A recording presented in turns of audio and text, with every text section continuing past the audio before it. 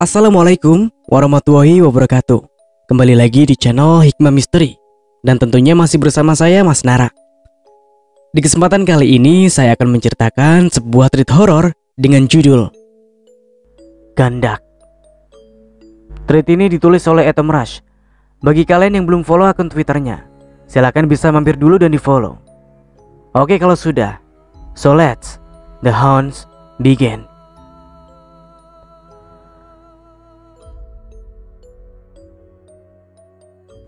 Kisah berawal dari pengkhianatan dalam rumah tangga. Dan siapa sangka, jika teror demi teror dari seorang gandak perlahan-lahan mulai mereka rasakan.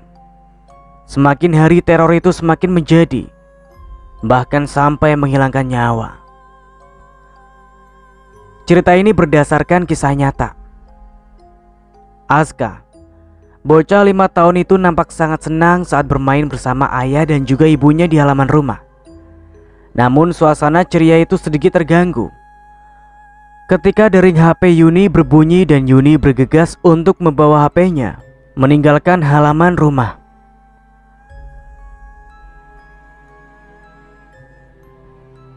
Rupanya yang menelponnya adalah Malik, seorang laki-laki berusia 35 tahunan yang memiliki usaha rumah makan di sebuah kota di Kalimantan Tengah, tepatnya di kota Puruk Chau. Obrolan keduanya terdengar sangat berbeda dan sesekali diselingi canda tawa yang manja. "Mama," panggil Aska yang berlari menghampiri ibunya. Yuni langsung mematikan sambungan telepon ketika suaminya datang.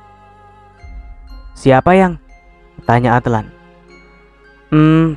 Temanku, yang pemilik rumah makan di Puruk Chau itu," jawab Yuni sembari tersenyum.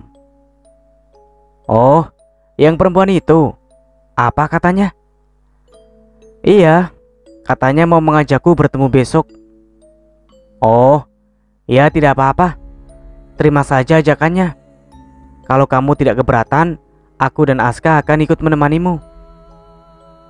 Yuni terlihat menggigit bibirnya. "Kurasa kau dan Aska di rumah saja, karena sepertinya ada sesuatu yang mau Lisa bicarakan padaku secara empat mata." Adlan tersenyum seraya meraih anaknya. "Ya sudah, kalau begitu kami berdua akan menunggu di rumah saja. Kau pergilah. Toh kamu juga jarang kan kumpul sama teman-temanmu," ucap Adlan.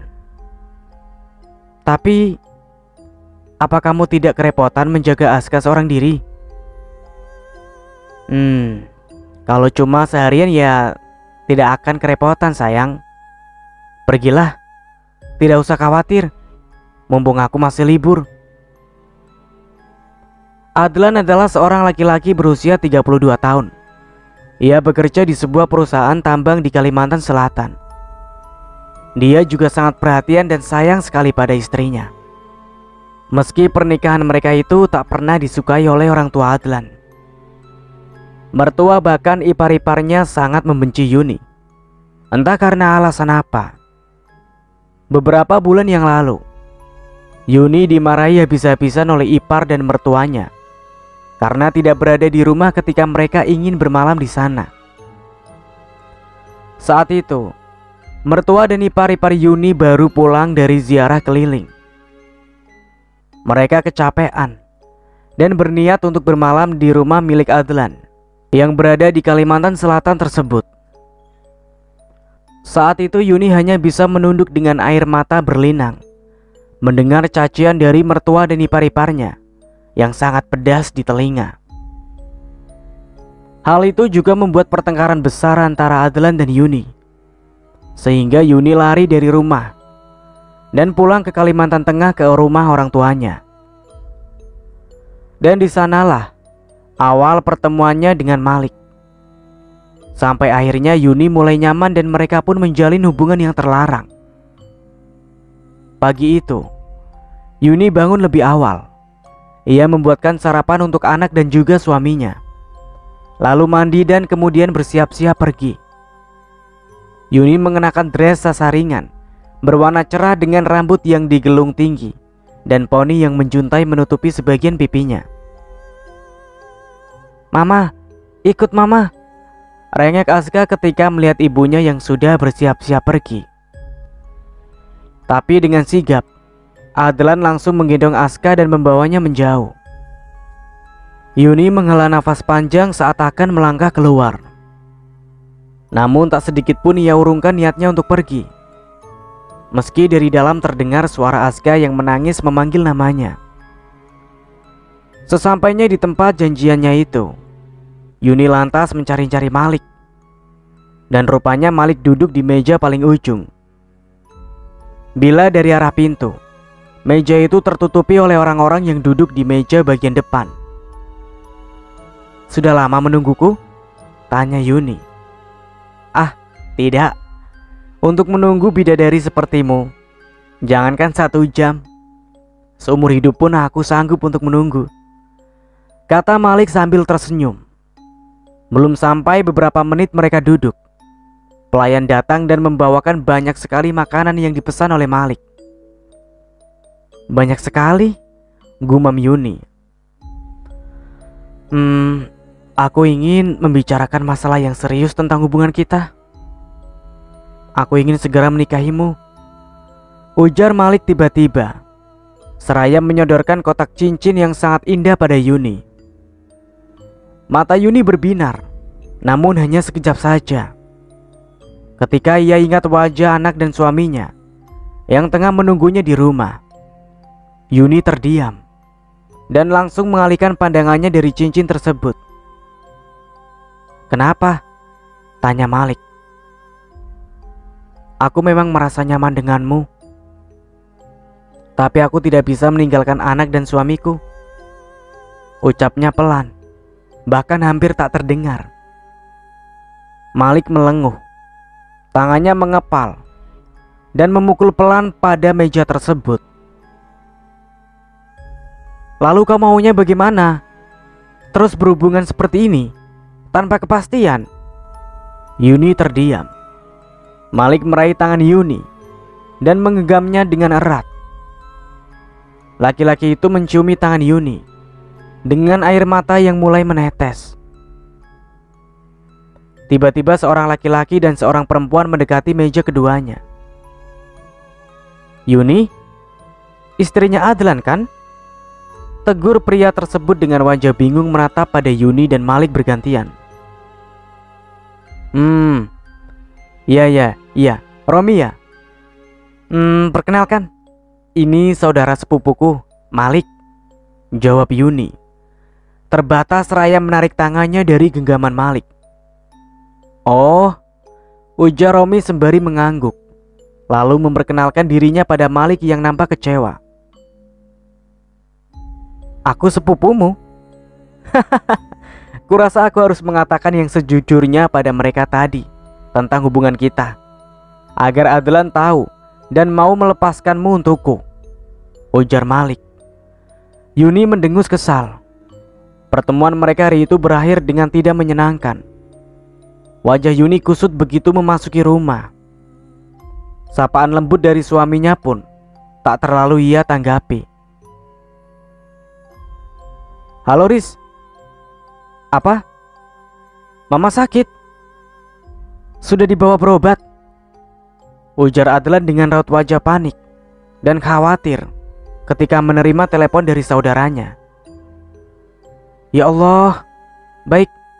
Besok aku transfer uang untuk pengobatan Mama ya." Yuni menghela nafas panjang, lalu keluar dari dalam kamar dan menuju ke dapur. Di dapur, ia masih memikirkan tentang perselingkuhannya. Bagaimana jika Romi menceritakan tentang pertemuan kami kemarin pada Aba Aska? Batin Yuni dengan mata menerawang jauh keluar jendela dapur. Di luar, hujan mulai turun dengan sangat deras disertai suara petir dan kilat yang menyambar-nyambar. Sayup-sayup terdengar suara rintihan dari arah kamar mandi yang berada di sebelah dapur. Namun saat Yuni mengeceknya, ia mendapati Aska yang sedang berdiri membelakangi pintu sambil memainkan air. "Aska, ngapain malam-malam main air? Bukannya kamu tadi sudah tidur?" Aska menoleh pada ibunya. Tatapan aneh tak seperti biasa. Aska mimpi, Mah. Mama dan Abah pergi ninggalin Aska. Lalu ada orang yang nyeret-nyeret Aska dan ini bekas tangannya, ujar anak itu. Seraya memperlihatkan memar yang melingkar di lengannya. Itu cuma mimpi, sayang. Dan mimpi itu cuma bunga tidur. Makanya lain kali sebelum tidur, Aska baca doa dulu ya, kata Yuni sembari meraih tangan anaknya lalu mengajaknya masuk ke dalam kamar untuk kembali tidur. Di dalam kamar, Yuni tak melihat keberadaan suaminya. Entah kemana perginya Adlan di tengah hujan deras seperti itu. Aska berbaring di atas kasur yang saling bersebelahan dengan kasur milik orang tuanya dan hanya terpisah oleh tirai.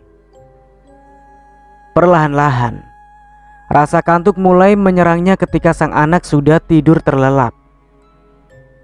Ketika Adlan masuk ke dalam kamar, ia melangkah dengan sangat hati-hati agar tak membangunkan anak dan istrinya yang sudah tertidur pulas. Ia meletakkan jaketnya di atas meja, lalu ikut berbaring di atas kasur dengan wajah yang terlihat murung. Pagi harinya, saat Yuni memasak di dapur, Adlan memeluknya dari belakang. Namun Yuni segera melepaskan pelukan suaminya itu.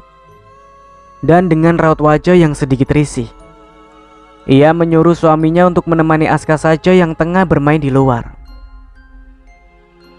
Tadi malam aku ke ATM. Tidak sengaja aku bertemu dengan Romi. Katanya kemarin dia melihatmu dengan seorang laki-laki yang bernama Malik, sepupumu. Memangnya kau punya sepupu yang bernama Malik? Lalu temanmu si Lisa yang punya restoran itu kemana? Ujar Adlan mulai bertanya. Dek, jantung Yuni serasa berhenti seketika. Namun ia tetap mencoba untuk tenang dan meneruskan aktivitas memasaknya. Malik itu anak tirinya Mangku. Dia rupanya berpacaran dengan Lisa. Dan saat Romi datang, Lisa sedang ke toilet. Memangnya apa yang dikatakan Romi padamu? Apa dia menuduhku berselingkuh? Ah, tidak. Dia hanya bilang ketemu kamu dan sepupumu saja. Dia tidak cerita apa-apa lagi selain itu, ucap Adlan sambil tersenyum lega. Adlan memang suami terbaik. Ia begitu setia dan juga sangat mempercayai istrinya. Namun, sayang, kepercayaan dan cinta yang begitu tulus dari Adlan malah dihianati oleh Yuni. Yuni mengiris bawang dengan mata terpejam. Ia menggigit bibirnya ketika mendengar ucapan sang suami. Ia merasa sangat bersalah. Mama bagaimana? Tanya Yuni berusaha mencairkan suasana hatinya. Mama diinfus. Untuk sekarang keadaannya sudah mulai membaik. Tapi apa? Tapi mereka memintaku datang ke sana tanpamu, ucap Adlan dengan hati-hati. Yuni membalikkan tubuhnya. Ia tersenyum sambil menatap wajah Adlan.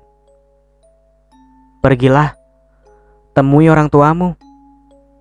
Mereka sekarang lebih membutuhkanmu. Aku di sini akan baik-baik saja. Aku sudah kirimkan uang untuk mereka. Kurasa walaupun aku tidak pulang, juga tidak apa-apa. Lagi pula keadaan mama sudah membaik. Jangan karena aku, kamu malah menjauh dari keluargamu. Nanti mereka malah semakin berpikir buruk tentangku. Aku tidak menjauh, hanya saja kau tak enak hati pada aku, karena yang disuruh pulang hanya kamu kan? Tidak mengapa, aku sudah biasa. Lagi pula aku sama sekali tak ambil hati.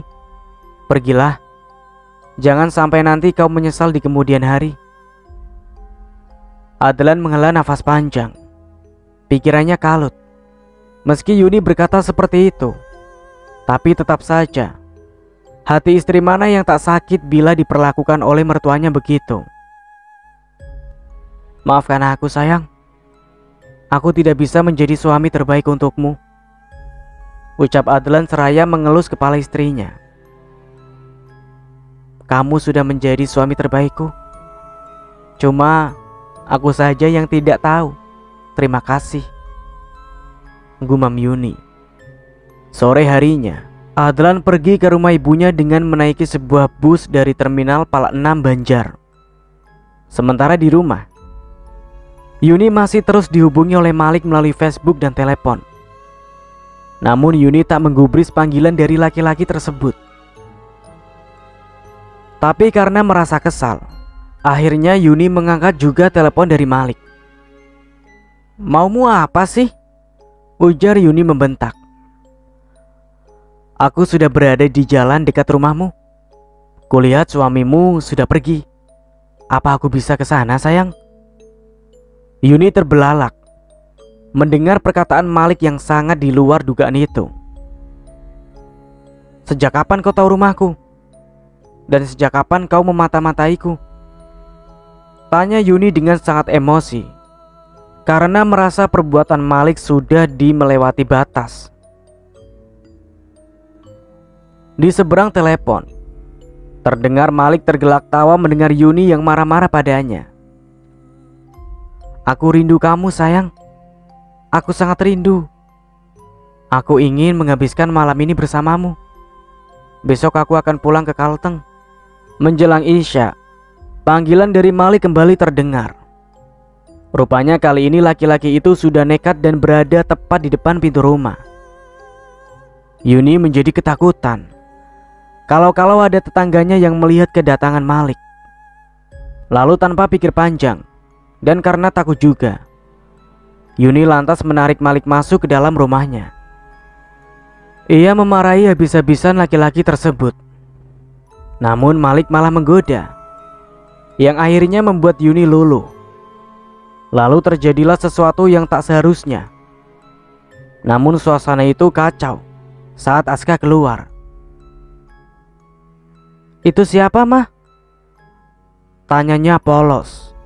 Yuni gelagapan mencari jawaban dari pertanyaan yang dilontarkan anaknya itu. Halo Aska, ini Om Malik, temannya mamamu, kata Malik sembari mencolek pipi Yuni yang masih duduk di sebelahnya dengan baju yang sudah sebagian terbuka. Yuni bergegas membetulkan letak duduknya, lalu beranjak untuk mengajak anaknya masuk kembali ke dalam kamar.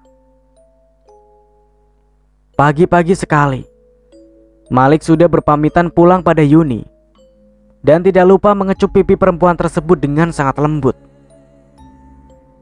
Tapi satu hal yang tak diketahui Yuni, yakni niat sebenarnya Malik yang ingin membongkar perselingkuhan mereka pada Azlan.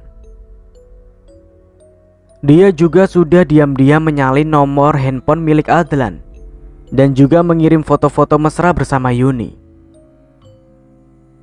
Membuat Adlan yang masih dalam perjalanan ke rumah orang tuanya itu memutuskan untuk kembali ke rumahnya untuk meminta penjelasan pada Yuni tentang semua foto-foto tersebut. Selama ini, Adlan sama sekali tak pernah mempercayai apapun omongan orang yang buruk tentang istrinya. Tapi kali ini hatinya menjadi ragu. Apalagi setelah melihat foto-foto itu. Meskipun dalam hati kecilnya masih membantah tentang keaslian foto tersebut. Ya, bisa saja ini editan. Zaman sudah semakin canggih. Mengedit foto seperti ini bukan hal sulit bagi mereka yang pintar. Batinnya bergejolak. Tapi dari mana orang ini mendapat nomorku? Sore itu, Adlan pulang dengan wajah yang lesu. Nampaknya ia sangat kelelahan dengan perjalanan yang sama sekali tak pernah sampai ke tujuan. Yuni nampak kaget ketika membukakan pintu untuk Azlan. Ia nampak panik ketika Azlan melangkah masuk ke dalam rumah. Kok sudah pulang? Tanyanya dengan suara bergetar. Aku tidak jadi ke rumah mama. Kenapa memangnya? Apa aku tidak boleh pulang ke sini lebih cepat? Apa kamu menyembunyikan sesuatu dariku? Prang! Suara piring pecah dari arah dapur mengagetkan keduanya. Terlebih lagi Yuni. Ia langsung menghalangi Adlan untuk ke dapur. Biarkan saja. Paling juga kucing. Kamu pasti lelah. Capek. Aku sediakan teh hangat dulu ya. Tidak usah. Aku cuma mau lihat apa yang pecah di dapur. Jangan-jangan maling, ujar Adlan sembari bergegas melangkahkan kakinya menuju dapur. Dan betapa sakit serta hancurnya hati Adlan ketika melihat pria yang berada di dalam foto mesra bersama istrinya itu sedang duduk di meja makannya dan sedang duduk makan di situ. Darah Adlan seketika mendidih. Nafasnya terdengar bergemuruh. Kenapa kamu tega padaku, Yun? Bentak Adlan dengan mata yang mulai berkaca-kaca. Yuni langsung memegang tangan Adlan dengan terisak ia meminta maaf. Namun Adlan lantas melepaskan pegangan istrinya dan mendorongnya pelan. Aku tahu alasan kau melakukan semua ini. Kau tak salah, Yuni. Tapi aku yang salah. Aku sudah tidak bisa menjadi suami terbaik untukmu. Dan sekarang, pergilah. Kau sudah menemukan laki-laki terbaik itu. Dan biarkan aku merawat Aska hingga besar nanti. Mulai malam ini, Jangan! Aku salah. Aku yang salah. Aku pengkhianat dalam rumah tangga kita. Aku salah. Aku minta maaf, Yang. Aku salah. Aku minta maaf. Jangan talak aku. Aku mohon. Adlan tersenyum kecut.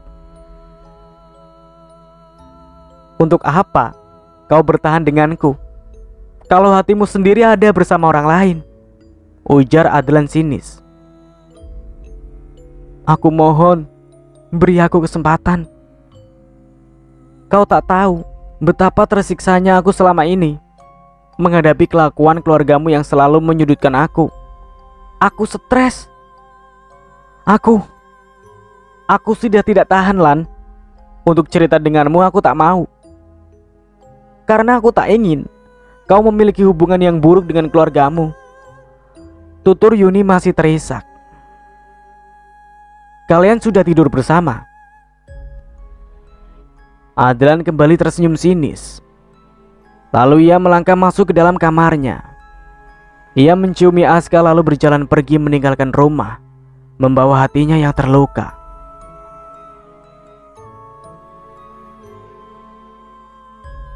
Dia sudah melepaskanmu, ujar Malik berjalan ke arah Yuni, yang menangis sesenggukan di depan pintu menatap Adlan, yang sudah pergi dengan menaiki angkutan barang yang lewat di depan rumah. Diam! Pergi! Pergi dari sini! Teriak Yuni pada Malik. Dan satu lagi, aku tidak mau ada hubungan apa-apa lagi denganmu. Hubungan sialan ini sudah berakhir. Aku sadar, selama ini aku telah hilaf. Aku bersalah pada suamiku. Padahal aku tahu dia adalah sosok suami terbaik dalam hidupku. Aku sangat mencintainya. Sekarang aku mohon padamu, tinggalkan rumah ini dan jangan ganggu hidupku lagi, ujar Yuni mengusir Malik. Apalagi yang kau pertahankan? Dia sudah melepaskanmu. Pergi! Teriak Yuni. Aku tidak akan melepaskanmu. Kapanpun kau mau, datanglah padaku. Aku akan selalu ada untukmu. Aku tahu kau sekarang sedang emosi. Aku pergi dulu, ujar Malik. 4 hari setelah ketidakpulangannya ke rumah, akhirnya Adlan pulang dengan sempoyongan. Bagian matanya menghitam. Nampaknya dia kurang tidur selama berhari-hari. Yuni berusaha memapa suaminya menuju ke dalam kamar. Namun Adlan menolak dan memilih berjalan sendiri. Adlan merebahkan tubuhnya di atas bangku panjang. saat Yuni ingin melepaskan jaketnya. Adlan malah marah.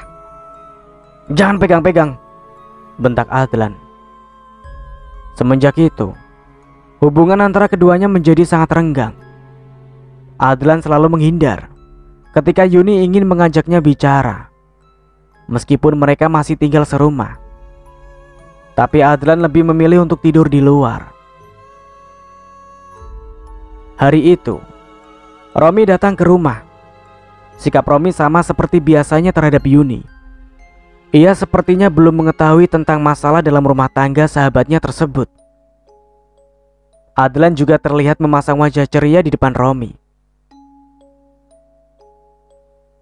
"Sudah hampir seminggu kamu tidak ada kabar. Kemana saja?" "Proses pembuatan adik baru untuk Aska ya?" ujar Romi berkelakar. "Ish, kalaupun iya, kau mau apa? Oh iya, kau sendiri ngapain kemari?" Sini sekali kau ini. Aku mau mengembalikan uang yang kau pinjamkan waktu itu. Nih, tanpa bunga," jawab Romi seraya menyerahkan amplop putih yang lumayan tebal pada Adlan. "Oh, oke. Kalau begitu, kau mau minum apa? Biar ku buatkan." Tidak usah. Aku ragu kalau kau yang buatkan air. Nanti malah seperti waktu itu." "Oh, kau mau kopi asin lagi?" "His, mau apanya? Malah itu yang kuhindari kalau kau membuatkan minum untukku," ujar Romi mengundang gelak tawa dari Adlan. "Pak Roy nyari kamu tuh." "Kenapa?" "Tidak tahu," jawab Romi seraya membuka toples kerupuk yang ada di atas meja. Romi dan Adlan mengobrol kesana kemari, menceritakan tentang masalah pekerjaan dan juga masalah percintaan Romi yang sebentar lagi akan segera menikah itu. Sepulangnya Romi dari rumah Adlan, sikap Adlan kembali berubah. Ia dingin dan acuh terhadap Yuni. 2 bulan berlalu. Perjuangan Yuni untuk memperbaiki hubungan rumah tangganya dengan Adlan rupanya membuahkan hasil. Adlan mulai membuka hatinya lagi untuk Yuni. Tapi dengan catatan, Yuni tak boleh mengulangi kesalahannya. Dan tentu saja, Yuni menyanggupi. Ia merasa sangat bahagia karena suaminya mau memberikan kesempatan kedua untuknya. "Kenapa? Kau blokir aku? Apalagi kau pertahankan dengan laki-laki itu? Dia sudah melepaskanmu waktu itu," ujar suara dari seberang telepon. "Dia begitu karena aku yang salah. Dan sekarang, aku ingin menebus semua kesalahanku pada anak dan suamiku. Karena aku tidak ingin anakku hidup tanpa sosok ayah ataupun ibu hanya karena keegoisanku. Tolong, mulai saat ini jangan lagi menghubungiku. Jangan ganggu hidupku lagi," ujar Yuni lalu mematikan panggilan telepon tersebut dan lantas membuang kartu HP-nya. Seminggu telah berlalu. Kejadian aneh mulai terasa. Saat itu, Yuni sedang berada di dapur dengan mengenakan baju tidur tipisnya. Tiba-tiba saja, ia merasakan ada sentuhan yang mengelus-ngelus bagian paha dan terus naik mencapai dada. Rasanya aneh, tapi Yuni membiarkan saja. Saat ia memejamkan matanya, terasa jelas sekali hembusan nafas tepat berada di telinganya. Dan bayangan wajah Malik terlintas begitu saja di benaknya. Yuni kaget dan langsung mengucap istighfar. "Mama, tolong!" teriak histeris Aska dari dalam kamar. Seekor ular kobra besar dengan sisik hitam mengkilat terlihat di kasur Aska. Kepala ular itu sudah melebar dan bersiap-siap menyerang jika ada pergerakan dari mangsanya. Untungnya, Aska pintar dan tak bergerak sama sekali. Yuni terbelalak kaget dan juga takut ketika melihat ular itu. Namun rasa takutnya terkalahkan dengan kekhawatiran akan keselamatan Aska. Perlahan-lahan, Yuni langsung melemparkan selimut yang berhasil menutupi ular tersebut. Lalu dengan sigap, ia mengangkat Aska dan membawanya keluar. Yuni mengunci pintu tersebut untuk mengurung si ular. Saat Azlan datang, Yuni langsung menceritakan tentang ular yang masuk ke kamar dan hampir membahayakan nyawa anak mereka tersebut. Dengan raut wajah tak percaya, Adlan lantas masuk ke dalam kamar untuk membuktikan perkataan istrinya. Yang ternyata di bawah selimut itu tak ada apa-apa. Adlan menatap Yuni dengan lekat. "Mana ularnya?" "Tidak ada apa-apa. Tadi benar ada di bawah selimut itu. Ularnya besar sekali," ucap Yuni meyakinkan suaminya. "Tapi sekarang mana? Tidak ada apa-apa kan? Kalau ular sebesar itu tidak mungkin bisa keluar dari dalam kamar ini, karena di sini sama sekali tidak ada celah yang bisa dimasuki ular. Di bawah ranjang pun kosong, di lemari juga tidak ada. Lalu kemana perginya ular itu?" "Tadi kamu yang pertama melihat ular itu kan, Nak?" Aska hanya terdiam. Ia tak menanggapi pertanyaan dari ibunya, yang membuat Yuni sedikit kesal. Malam semakin larut ketika tiba-tiba saja Yuni merasakan sakit yang teramat sangat di perutnya. Ia sudah bolak-balik ke WC, namun rasa sakit perutnya itu sama sekali tidak hilang. Saat ia sedang mengaduk gula dengan air hangat, Yuni mendengar suara benda jatuh atau dilempar yang menimbulkan suara sangat keras ketika mengenai atap rumahnya. Yuni yang kaget dan sedikit ketakutan langsung berlari ke arah kamar dan meninggalkan air gula yang baru saja ia buat. Di dalam kamar, Yuni duduk di samping suaminya yang sedang tidur. Ia tiba-tiba saja merasa merinding. Sekitar pukul 2 dini hari, mereka terbangun ketika Adlan mengerang kesakitan. Sebilah pisau pengupas bawang menancap di pahanya, dan di samping tempat tidur terlihat Aska yang menyeringai dengan mata yang terpejam. Yuni lantas memukul anaknya sampai terjatuh, dan Aska pingsan seketika. "Yuni!" bentak Adlan dengan paha yang masih tertancap pisau bawang. Adlan membopong Aska dan membaringkannya ke atas kasur. Ia mengerang menahan sakit ketika mencabut pisau tersebut. Darah merembes dari luka tersebut. Adlan mengikat pangkal pahanya dengan kain untuk menghentikan darahnya yang keluar. "Aska, Nak, bangun Nak. Aska!" panggil Adlan berkali-kali. Raut wajahnya terlihat begitu sangat khawatir dan panik. "Mama tidak sengaja. Mama kaget. Aska, maafkan Mama Nak," isak Yuni. Hingga pagi menjelang, Aska masih belum sadarkan diri. Wajahnya juga terlihat sangat pucat. Adlan berjalan dengan kaki terpincang keluar rumah. Ia mengeluarkan sepeda motornya ke halaman. Beberapa saat kemudian, motor yang dikendari Adlan pun melaju meninggalkan halaman rumahnya.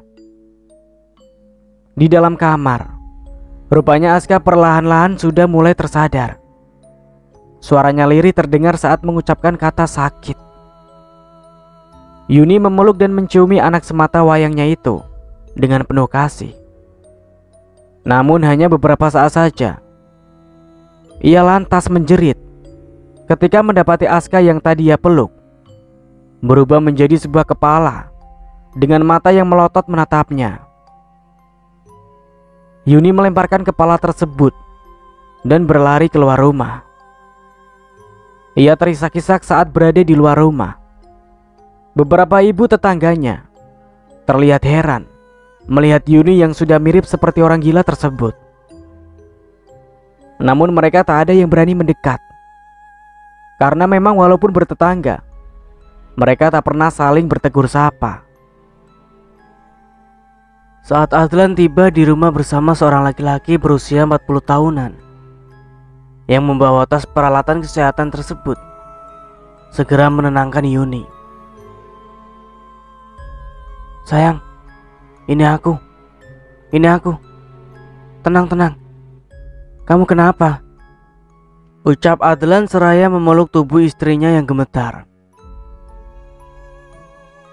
Dia bukan Aska, isaknya. Maksud kamu apa sih? Kamu kenapa bisa sampai keluar begini? Ayo masuk ke dalam. Saat mereka masuk ke dalam kamar, terlihat Aska masih terbaring lemah. Mata Aska perlahan-lahan terbuka setelah diperiksa oleh Pak Mantri. Bah, sakit bah, rintih Aska. Iya sayang, Abah tahu. Ya Allah Aska, kenapa bisa kamu sampai seperti ini sayang? Tifusnya kambuh ini, ujar Pak Mantri. Lalu bagaimana Pak? Apa harus dibawa ke rumah sakit? Tanya Adlan kalut. Ya, lebih baik dibawa saja ke rumah sakit agar bisa ditangani lebih lanjut. Ya Allah, ucap Adlan sembari mengelus kepala anaknya.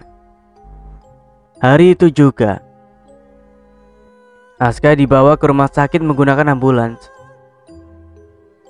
Namun sepanjang perjalanan anak itu hanya menangis dan menangis, membuat ayahnya menjadi semakin panik dan khawatir.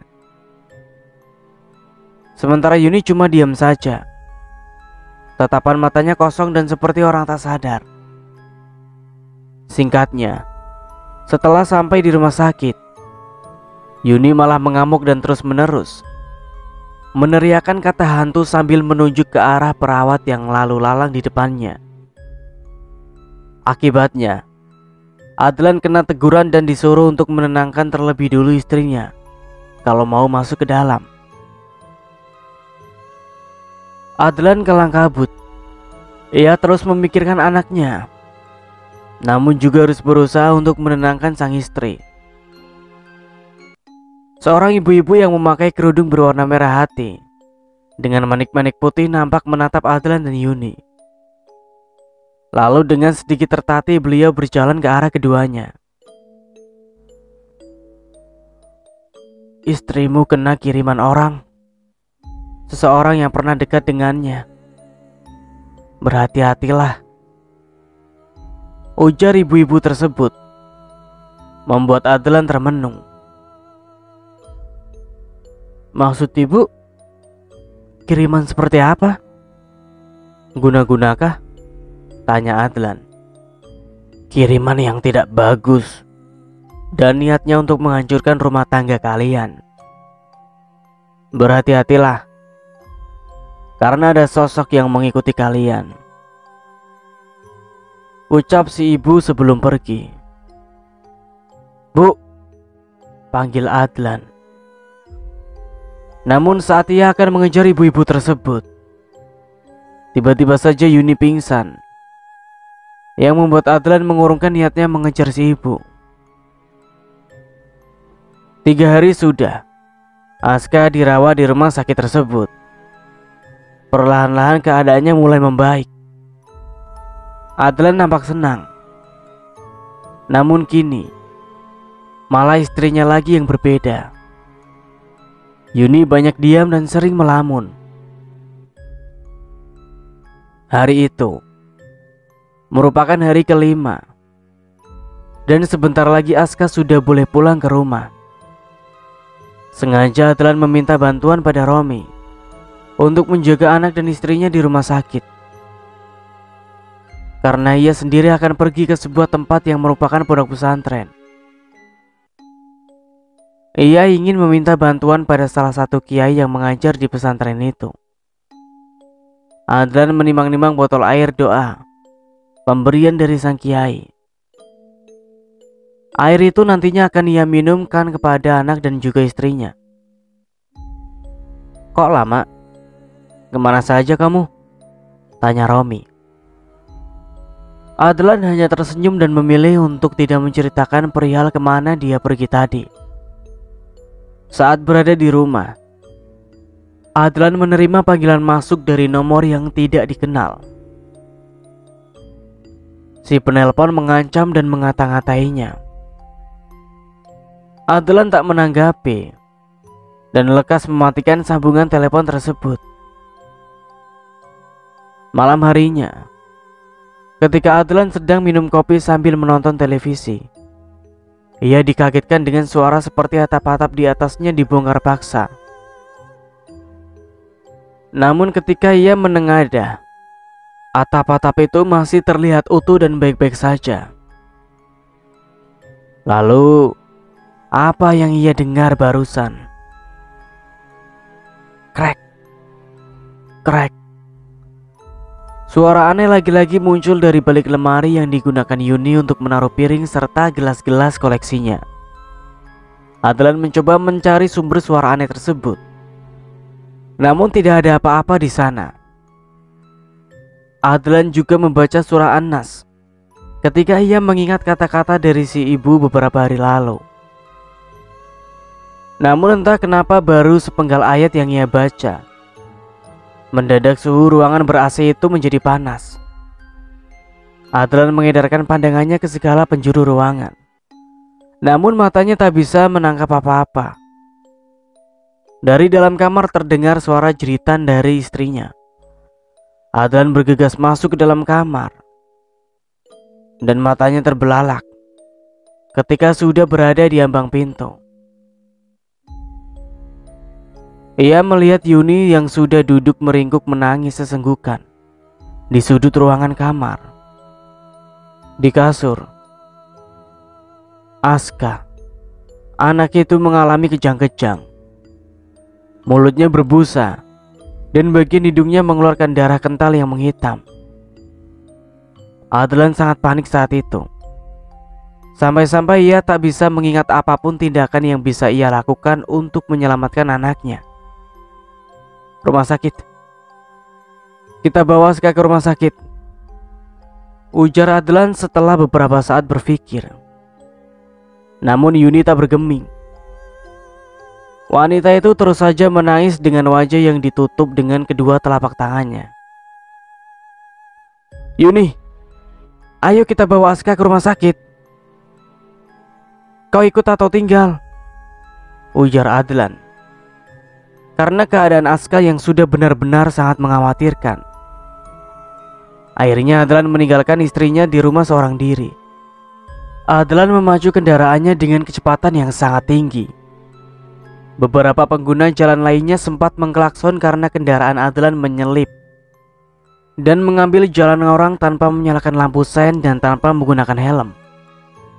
Adlan tak peduli.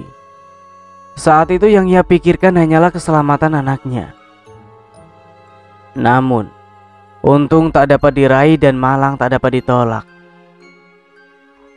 Saat ia sampai ke rumah sakit, rupanya keadaan Aska sudah tak bernyawa.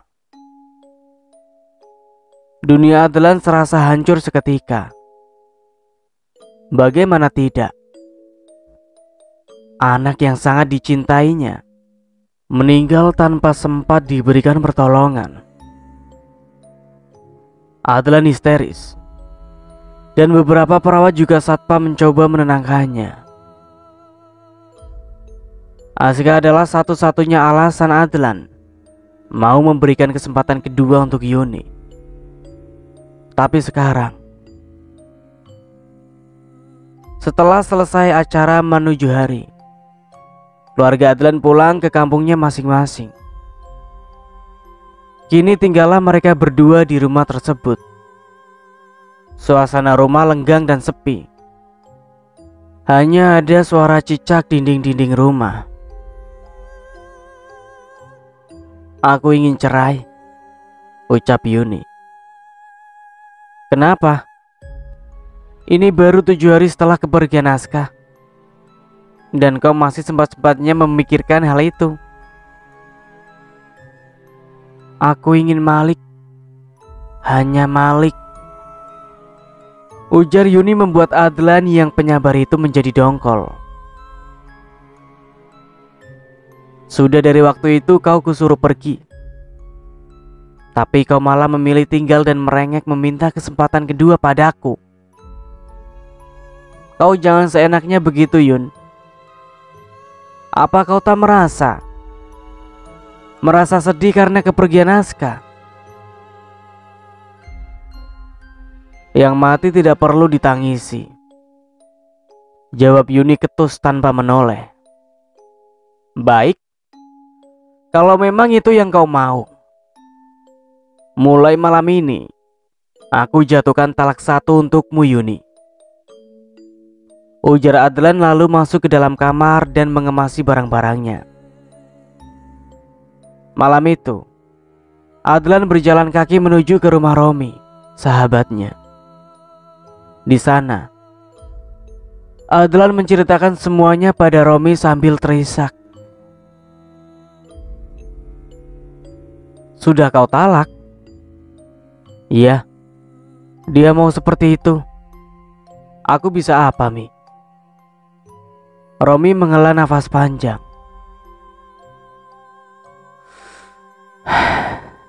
Kenapa kau baru cerita sekarang setelah kejadian, Lan? Ya Allah, apa kamu tidak percaya padaku sebagai sahabatmu?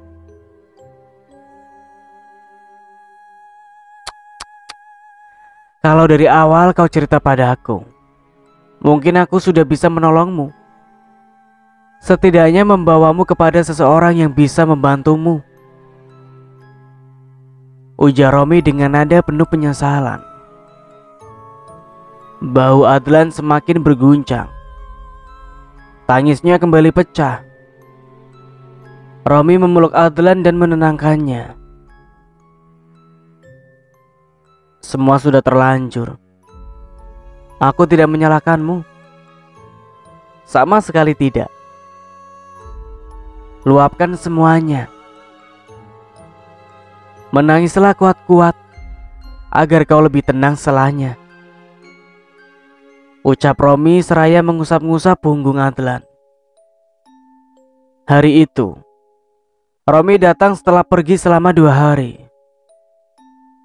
Ia membawa sesuatu mirip botol kecil dan memberikannya pada Adlan. Jangan tanya ini apa dan aku dapat dari mana. Yang pasti ini akan sangat berguna untukmu kalau masih bisa bertemu dengan Yuni.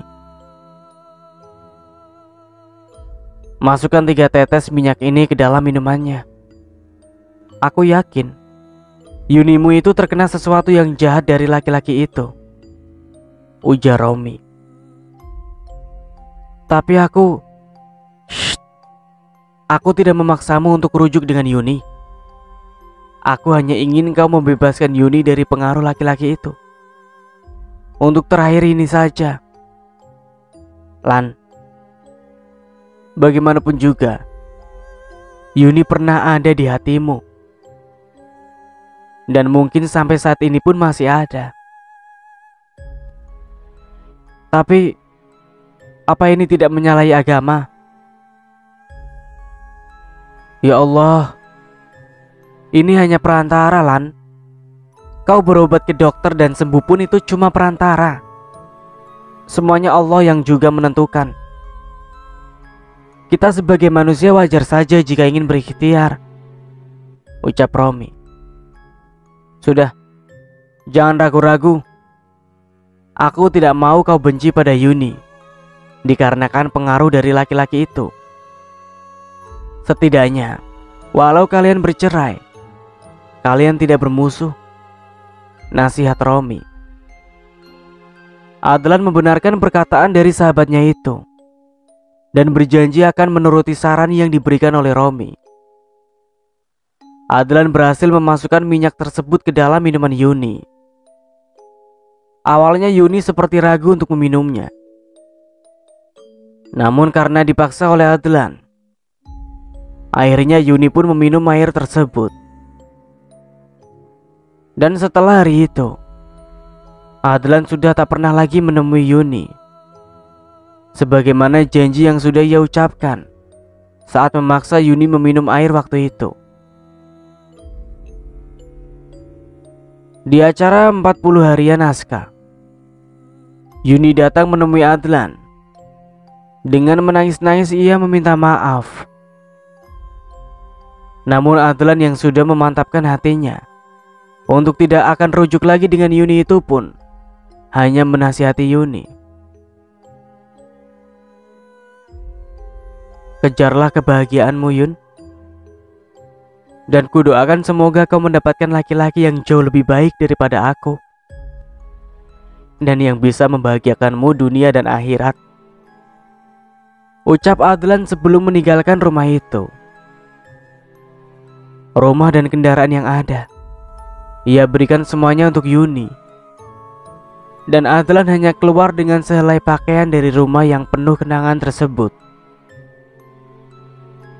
Setetes air mata jatuh dari sudut mata lelaki baik tersebut ketika ia mengakhiri ceritanya. Untuk mantan istriku, dimanapun kau berada, doaku selalu menyertaimu. Semoga kau bahagia dengan laki-laki yang sekarang telah menjadi suamimu. Aku pun di sini sudah mempunyai keluarga kecilku dan anakku Aska yang sekarang sudah berumur 2 tahun. Mungkin bila ada jodohnya, kita bisa berbesan.